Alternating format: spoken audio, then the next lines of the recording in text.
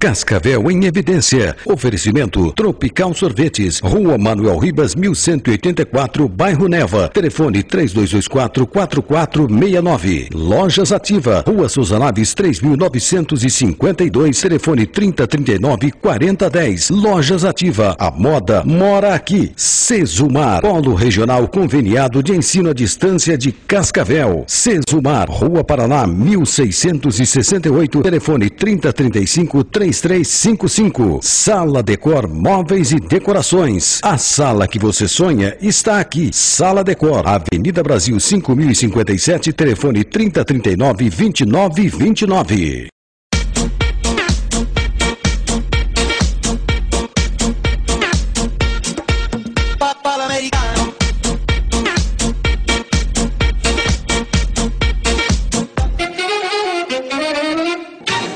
Estamos começando mais uma edição do programa Cascavel em Evidência, aqui pela TV Araçá, canal 15.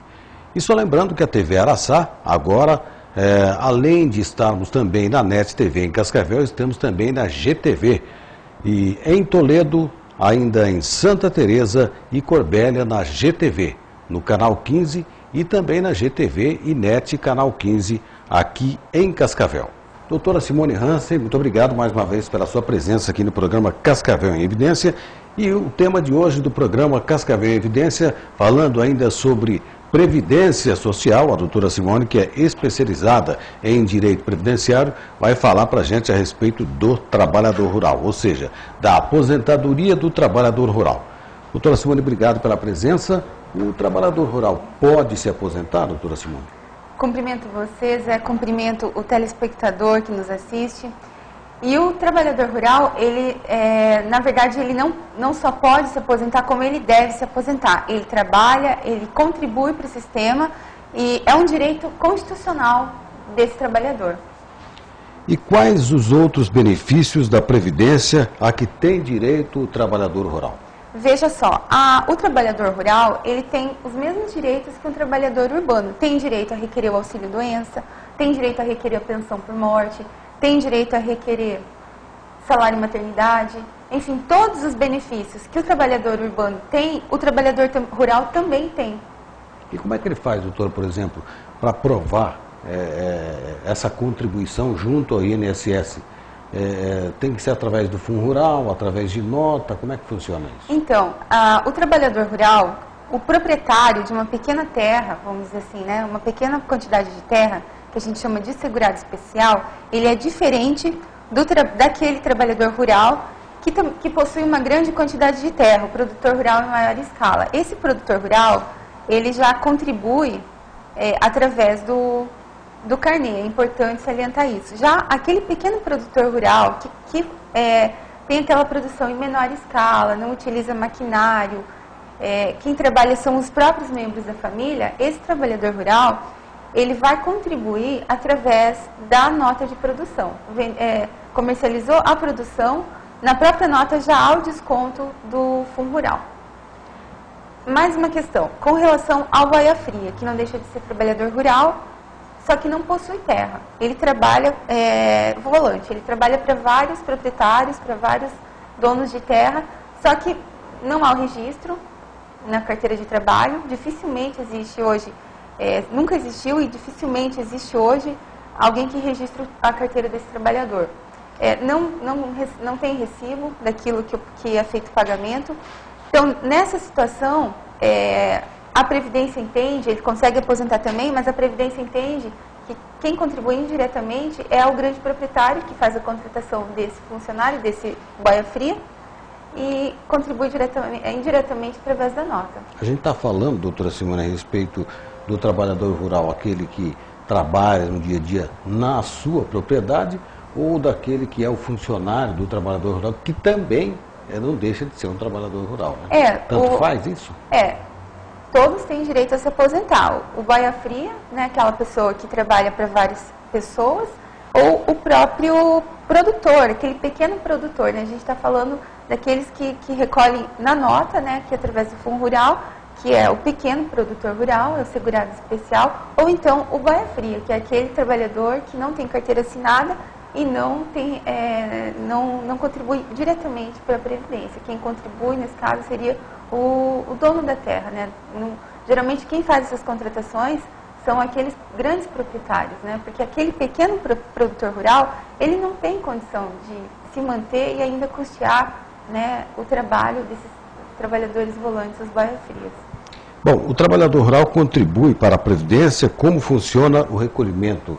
É o recolhimento da Previdência do trabalhador rural. Como é que é isso? O grande produtor rural, conforme a gente já disse, ele vai recolher através do... Para ele poder se aposentar um dia, carnê, né? Ele tem que ter o carnê, né? Aquele grande produtor. Não adianta levar as notas, ele pode ter as notas, pode ter o valor do fundo rural descontado naquelas notas, mas ele não vai ter o mesmo benefício que um segurado especial, que é o pequeno produtor rural.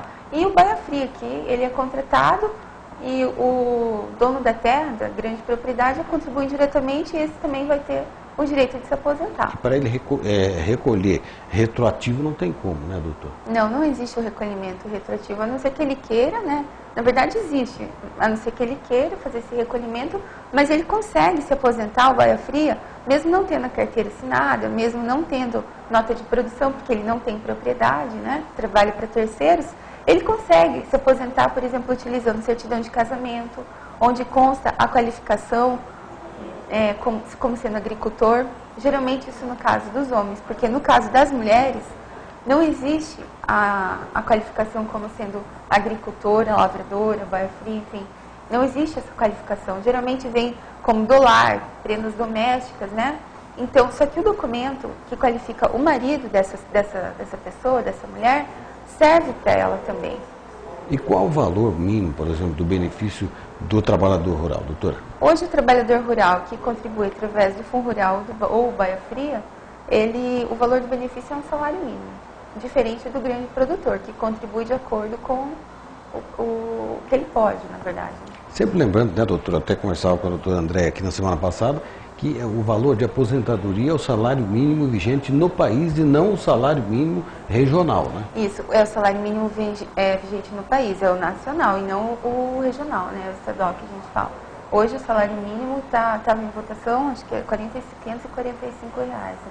Isso vale para qualquer tipo de aposentadoria, né? Vale, claro, o que depende da contribuição, do tempo de serviço, mas o mínimo é esse. Né? O mínimo é esse. Hoje ninguém se aposenta, ninguém recebe nenhum tipo de benefício, com exceção do auxílio acidente, tá?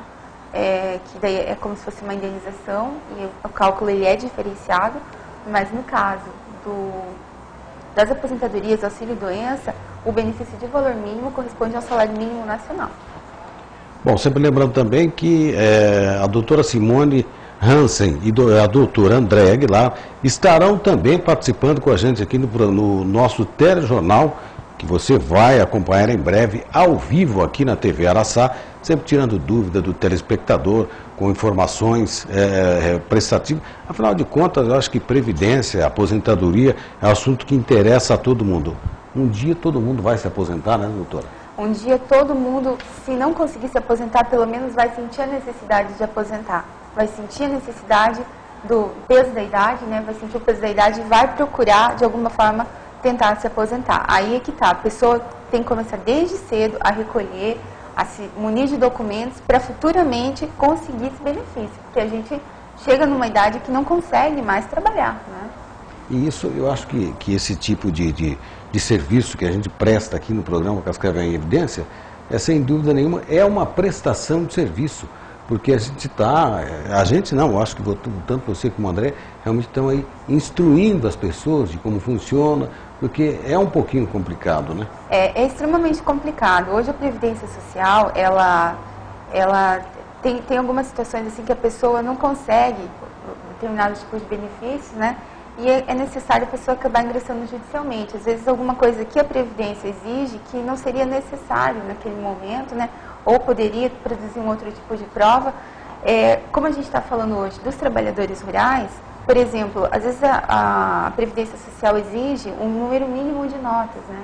Veja só, às vezes a pessoa completou a idade lá em 2002, no caso, o homem ele se aposenta aos 60 anos, é aposentadoria por idade rural, e a mulher se aposenta aos 55. O que acontece?